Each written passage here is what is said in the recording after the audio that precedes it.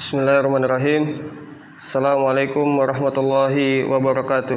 Waalaikumsalam warahmatullahi wabarakatuh. Innal hamdalillah nahmaduhu wa nasta'inuhu wa nastaghfiruh wa na'udzu billahi min shururi anfusina wa min sayyiati a'malina. May yahdihillahu fala mudhillalah wa may yudlil fala hadiyalah. Asyhadu an la ilaha illallah wa asyhadu anna Muhammadan abduhu wa rasuluhu alladzi la nabiyya wa la rasula ba'dah. Ya ayyuhalladzina amanu ittaqullaha haqqa tuqatih wa la tamutunna illa wa antum muslimun. Ya ayyuhan nas ittaqu rabbakumul ladzi khalaqakum min nafsin wahidah wa khalaqa minha zawjaha wa batha minhuma rijalan katsiran wa nisaa'a wattaqullaha alladzi tasaaluna bihi wal arham innallaha kana 'alaikum raqiba. Ya ayyuhalladzina amanu ittaqullaha wa qulu qawlan sadida yuslih lakum a'malakum wa yaghfir lakum dhunubakum wa may yuti'illaha wa rasulahu faqad faza fawzan 'azima. Fa inna asdaqal hadithi kitabullah wa khairal hadi Muhammadin sallallahu alaihi wasallam wa syarrul umuri muhdatsatuha wa kullu muhdatsatin bid'ah wa kullu bid'atin dhalalah wa kullu dhalalatin finnar.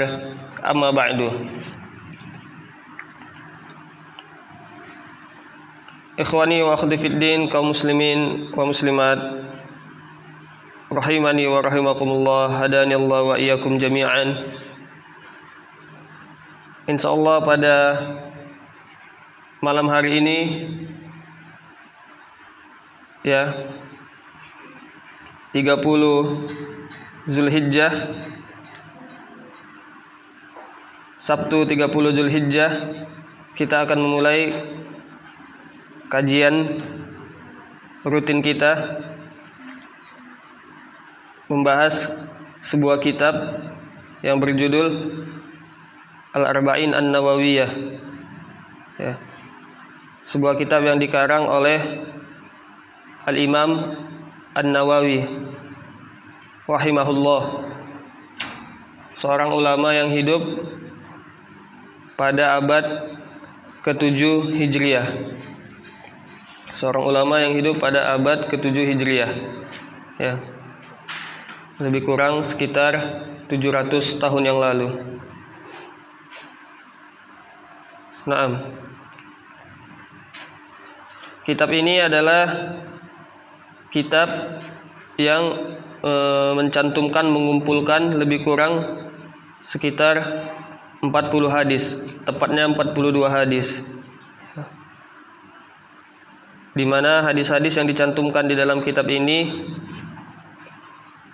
adalah hadis-hadis yang merupakan dasar-dasar agama. Hadis-hadis yang dicantumkan di dalam kitab Al-Arba'in An-Nawawiyah ini adalah hadis-hadis yang merupakan pondasi-pondasi agama ya. Jadi siapa yang mempelajari hadis-hadis di dalam kitab Al-Arba'in An-Nawawiyah ini, maka insyaallah dia telah mempelajari atau telah mengetahui ya agama Islam secara global. Nah, kita mulai saja langsung ke hadis yang pertama ya. Hadis yang pertama, an Amirul Mukminin Abi Hafsin Umar bin Khattab radhiyallahu anhu qala sami'tu Rasulullah alaihi salatu wasallam yaqul innamal a'malu binniyat wa innamal likulli imri'in ma nawa faman kanat hijratuhu ila Allah wa rasulihi fa hijratuhu ila Allah wa rasulihi faman kanat hijratuhu lidunya yusibuha aw imra'atin yankihuha fa hijratuhu ila ma hajara ilaihi. Rawahu Imama al-Muhadditsin Abu Abdullah Muhammad bin Ismail bin Ibrahim bin Al-Mughirah bin Bardizbah Al-Bukhari wa Abul Husain Muslim bin Al-Hajjaj bin Muslim Al-Qushairi An-Naisaburi fi sahihaihima alladzaini huma ashahul kutubi al-musannafah. Ya, hadis pertama, an Amirul Mukminin Abi Hafsin Umar bin Khattab radhiyallahu anhu qala. Hadis pertama adalah hadis yang diriwayatkan oleh Amirul Mukminin Abi Hafs Umar bin Al-Khattab. Hadis ini diriwayatkan oleh Umar bin Al-Khattab radhiyallahu anhu. Ya. Amirul Mukminin, ya. Pemimpinnya orang-orang yang beriman, khalifah kedua setelah Abu Bakar. Qal Umar bin Khattab radhiyallahu anhu berkata, sami'tu Rasulullah alaihi salatu wasallam yaqul, aku mendengar Rasulullah alaihi salatu wasallam mengatakan, innamal a'malu binniyat, sesungguhnya amalan-amalan itu dengan niat. Wa innamal likulli imri'in ma nawa, dan sesungguhnya bagi setiap orang apa yang dia niatkan. Faman kanat hijratuhu ilallahi wa rasulihi fa hijratuhu ilallahi wa rasulihi. Siapa yang hijrah kepada Allah dan utusannya, maka hijrahnya kepada Allah dan utusannya. Wa man kanat hijratuhu lidunya yusibuha, tapi siapa yang hijrahnya karena dunia yang menguntungkannya, atau au imra'atin yankihuha, atau karena seorang wanita yang akan dia nikahi, fa hijratuhu ila ma hajara ilaihi, maka hijrahnya adalah ke apa yang dia niatkan. Nah, ini hadis yang pertama. Ya. Kami ulangi. Innamal a'malu binniyat, sesungguhnya amalan-amalan itu dengan niat, dan setiap orang akan mendapatkan apa yang dia niatkan. Faman kanat hijratuhu ilallahi wa rasulihi fa hijratuhu ilallahi wa rasulihi. Siapa yang niat hijrahnya kepada Allah dan Rasulnya, maka hijrahnya kepada Allah dan Rasulnya. Dan siapa yang niat hijrahnya karena dunia yang menguntungkannya, atau karena seorang wanita yang ingin dia nikahi, maka hijrahnya adalah kepada apa yang dia niatkan. Hadis ini diriwayatkan oleh Al-Imam Al-Bukhari dan Al-Imam Muslim bin Hajjaj An-Naisaburi. Naam. Nami ikhwani wa akhwati fid din, kaum muslimin wa muslimat rahimani wa rahimakumullah. Di sini kita akan membahas sedikit tentang al-amal, ya. Kita akan membahas sedikit tentang amalan. Karena tadi di hadisnya dicantumkan innamal a'malu binniyat. Amalan itu tergantung niatnya. Nah, maka di sini kita akan membahas sedikit tentang niat dan juga tentang amalan. Pembahasan pertama kita tentang amal, ya, yaitu aqsamul amal. Pembahasan pertama kita tentang amalan yaitu aqsamul amal, ya, pembagian amalan, ya. Jadi amalan itu, amalan seorang hamba itu terbagi ke dalam 3, ya. Amalul qalbi, amalul lisan, wa amalul jawarih, ya. Amalan itu terbagi ke dalam 3 hal, ya. Yang pertama amalul qalbi, amalan hati. Dan yang kedua amalul lisan. Yang kedua adalah amalan lisan. Dan yang ketiga amalul jawarih. Yang ketiga adalah amalan anggota badan. Contohnya amalan qalbi, amalan hati, ya seperti khauf, ya, rasa takut kepada Allah. Kemudian ar-raja, rasa harap kepada Allah. Kemudian at-tawakkul, ya, tawakal kepada Allah. As-sabr, as-sabru, bersabar. Maka ini adalah contoh amalan-amalan qalbi, amalan-amalan hati. Yang kedua amalul lisan. Amal lisan. Lisan itu ya bisa dibilang lidah, ya, atau mulut, ya. Contoh amalan-amalan lisan, ya, seperti ya, berzikir, ya, istighfar, ya, membaca Quran, dan lain sebagainya. Kemudian yang ketiga adalah amalul jawarih, ya, amalan anggota badan. Ya, contohnya seperti salat, contohnya seperti salat, kemudian berhaji, ya, berjihad, dan lain sebagainya.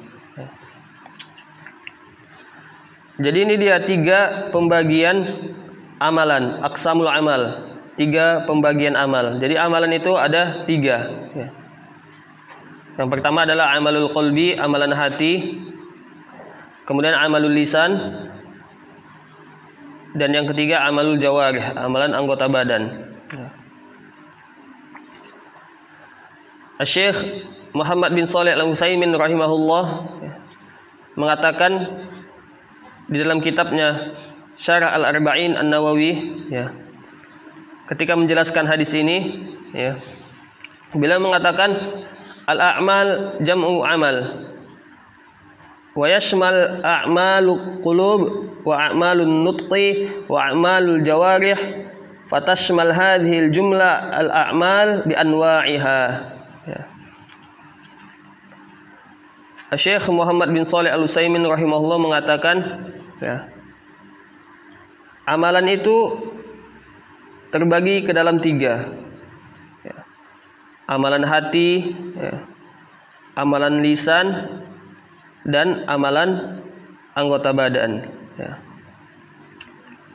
Jadi yang dimaksud di dalam hadis ini, tadi kan hadisnya mengatakan innamal a'malu binniyat. Amalan-amalan itu tergantung dengan niatnya. Yang dimaksud amalan-amalan di dalam hadis ini itu mencakup ketiga jenis amalan yang kita sebutkan tadi, yaitu amalan hati, amalan lisan, dan amalan anggota badan. Jadi semua amalan ini, amalan hati, amalan lisan, dan amalan anggota badan, itu dinilai sebagai ibadah atau tidak sebagai ibadah itu tergantung dengan niatnya. Seperti itu. Maka contohnya orang yang sholat, ya, melakukan amalan anggota badan, ya, tapi dia sholat bukan karena niat ingin sholat, tapi karena ingin apa? Ingin riya misalnya, ingin dilihat orang lain bahwa dia orang yang soleh atau solihah, maka sholatnya tersebut pun, ya, tidak akan diterima oleh Allah Subhanahu wa Ta'ala. Nah, begitu juga contohnya ketika orang membaca Quran, ya. Ketika membaca Quran, niatnya apa? Ya. Kalau ternyata niatnya hanya karena ingin sum'ah, ingin didengar oleh orang lain bahwa suaranya bagus, ya, maka itu justru akan menambah dosanya, ya, bukan menambah pahalanya. Nah, karena dia melakukan ibadah, ya, niatnya bukan karena Allah Subhanahu wa taala. Nah, jadi ya, pembahasan pertama kita yaitu tentang pembagian amalan. Amalan itu ada 3. Ya, ada 3 jenis.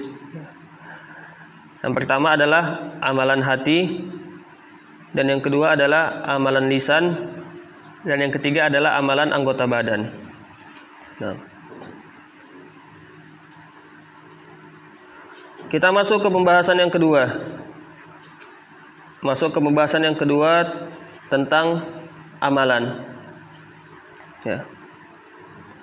Pembahasan kedua kita tentang amalan adalah, ya, syartu qubulil amali. Ya. Pembahasan kedua kita tentang amalan adalah apa syarat agar amalan kita itu diterima oleh Allah Subhanahu wa taala. Ya. Apa syarat agar amalan kita itu diterima oleh Allah Subhanahu wa taala? Ya. Ya, contohnya misalnya kita mau sholat, ya. Agar sholat kita itu diterima oleh Allah Subhanahu wa taala, ya, apa syaratnya? Ya. Contoh yang lain, misalnya kita mau menuntut ilmu agama, ya. Nah, agar amalan kita ini diterima oleh Allah Subhanahu wa taala, apa syaratnya? Nah, syarat qubulil amali, ya, syartu qubulil amali, syarat agar suatu amalan itu diterima, ya, itu ada 2. Syarat agar suatu amalan itu diterima itu ada 2. Yang pertama adalah al-ikhlas, dan yang kedua adalah al-ittiba'. Ya. Syarat agar amalan kita diterima, yang pertama adalah ikhlas, dan yang kedua adalah ittiba'. Ya. Dalilnya, contohnya. Jadi yang pertama tadi adalah al-ikhlas. Jadi jika seseorang misalnya, ya, melakukan sholat, ya,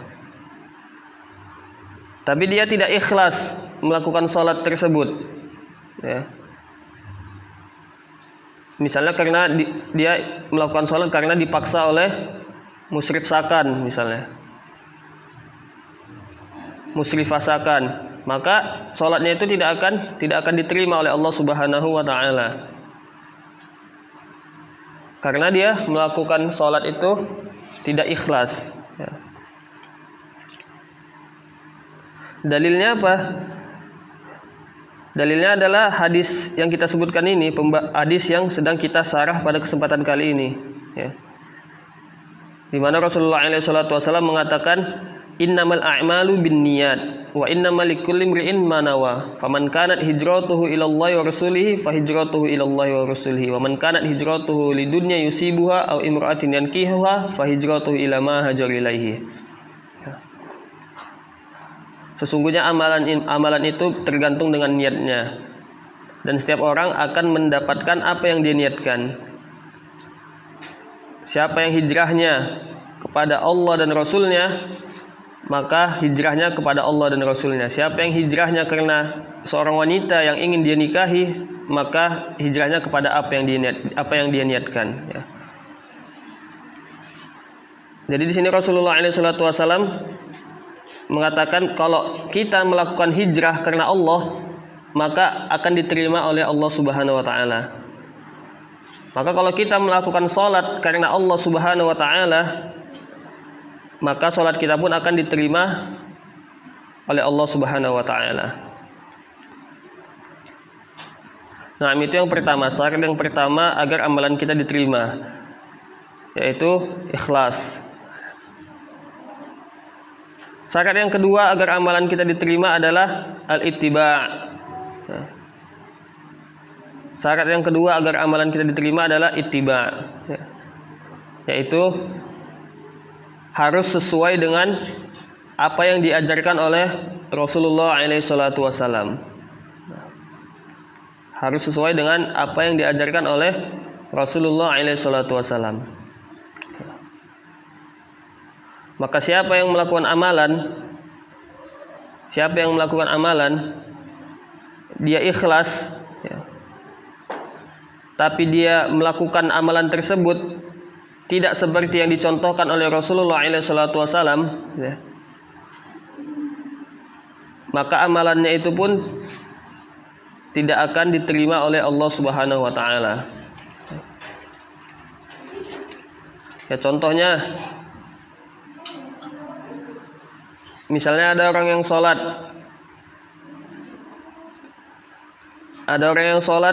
ikhlas karena Allah Subhanahu wa taala. Sholat subuh ikhlas karena Allah Subhanahu wa taala. Tapi dia sholat subuh bukan 2 rakaat, tapi dia sholat subuh 4 rakaat. Maka sholat subuhnya ini, walaupun dia ikhlas melakukannya karena Allah Subhanahu wa taala, tapi amalannya ini, sholat subuhnya tidak diterima oleh Allah Subhanahu wa taala. Karena dia tidak mencontoh Rasulullah SAW. Dia tidak mencontoh Rasulullah SAW dalam melakukan sholat subuh. Di mana sholat subuh itu hanya 2 rakaat, tapi dia melakukannya 4 rakaat. Maka amalannya ini pun tidak akan diterima oleh Allah Subhanahu wa taala. Jadi seperti itu, bahwa suatu amalan itu agar diterima oleh Allah Subhanahu wa taala, maka harus terpenuhi 2 syarat. Yang pertama adalah al-ikhlas, ikhlas kepada Allah. Dan yang kedua adalah al-ittiba', harus sesuai dengan contoh yang diajarkan oleh Rasulullah SAW. Karena Rasulullah SAW mengatakan, man ahdatsa fi amrina hadza ma laysa minhu fahuwa raddun. Rasulullah SAW mengatakan, siapa yang membuat perkara-perkara baru di dalam urusan kami ini, maka perkara itu pun akan tertolak. Di dalam riwayat yang lain Rasulullah SAW mengatakan, man amila amalan laisa alaihi amruna fahuwa raddun. Barang siapa yang melakukan suatu amalan yang tidak pernah kami ajarkan, maka amalan tersebut akan tertolak. Nah, jadi sekali lagi, syarat agar suatu amalan itu diterima, itu harus terpenuhi 2 hal. Yang pertama adalah al-ikhlas.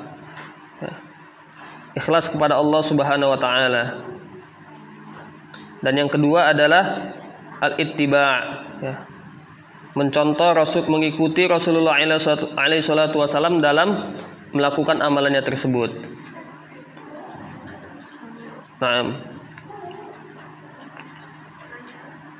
Al-Imam Ibnu Rajab Al-Hambali rahimahullah di dalam kitabnya Jami' al-Ulum wal Hikam, ya, mengatakan ayakuna fi dhahirihi ala muwafaqati sunnah wa hadha alladhi tadammanahu hadis Aisyah man ahdatha fi amrina hadha ma laysa minhu fahuwa raddun wa yakuna al-amal fi batinihi yuqsadu bihi wajhullah azza wa jalla kama tadammanahu hadis Umar innamal a'malu binniyat.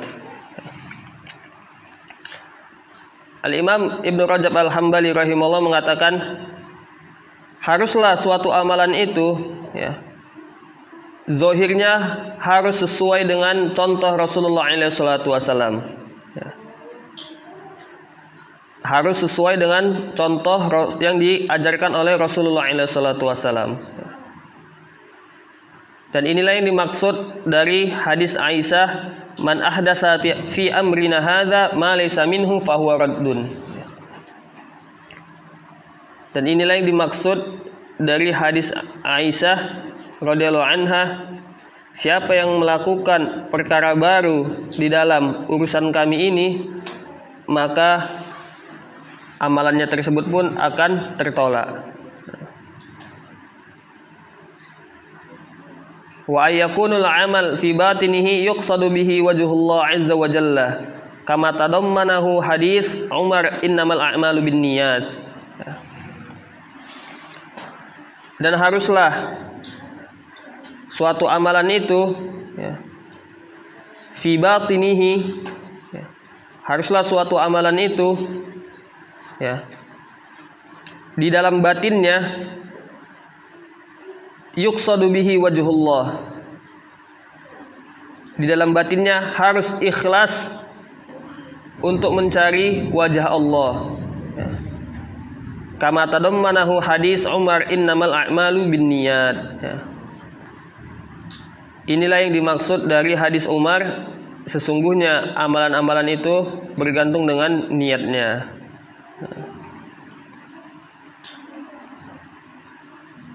Jadi di sini Al-Imam Ibnu Rajab Al-Hambali rahimahullah, ya,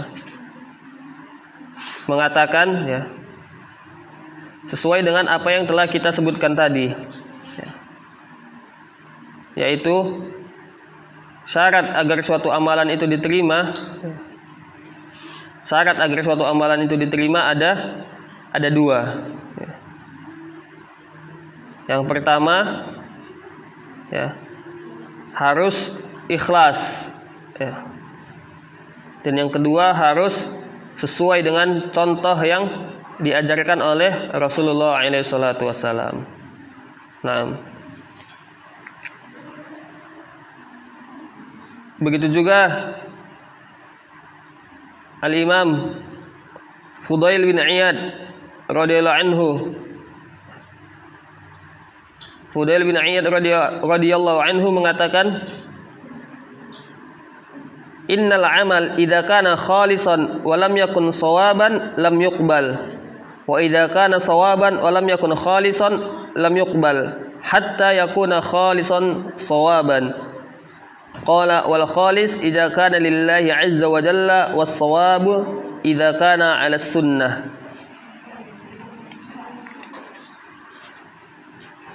Al-Imam Fudail bin Iyad radhiyallahu anhu mengatakan, sesungguhnya suatu amalan itu, ya, jika dia khalis, jika dia dilakukan dengan ikhlas, tetapi tidak sesuai dengan yang diajarkan oleh Rasulullah SAW, ya, lam yuqbal, tidak akan diterima. Wa idza kana shawaban wa lam yakun khalisan lam yuqbal. Begitu juga jika seandainya dilakukan sesuai dengan apa yang diajarkan oleh Rasulullah SAW, tetapi dia tidak ikhlas, maka amalan tersebut juga tidak akan diterima. Hatta yakuna khalisan shawaban. Suatu amalan itu hanya akan diterima jika dilakukan dengan ikhlas dan sesuai dengan apa yang diajarkan oleh Rasulullah SAW. Naam. Jadi sekali lagi, suatu amalan itu tidak akan diterima oleh Allah Subhanahu wa taala kecuali jika terpenuhi dua hal. Yang pertama adalah ikhlas lillahi azza wa jalla, dan yang kedua adalah sesuai dengan apa yang diajarkan oleh Rasulullah SAW. Naam. Ya, mungkin kita ikhwani wa akhwati fiddin, kaum muslimin wa muslimat rahimani wa rahimakumullah, ya. Mungkin kita cukupkan sampai di sini pertemuan kali ini. Ini yang bisa disampaikan. Semoga apa yang disampaikan bisa bermanfaat bagi yang mendengarkan dan bisa menjadi amal jariyah bagi yang menyampaikan. Kita tutup dengan doa kafaratul majlis. Subhanakallah wa bihamdika asyhadu an la ilaha illa anta astaghfiruka wa atubu ilaik. Assalamualaikum warahmatullahi wabarakatuh.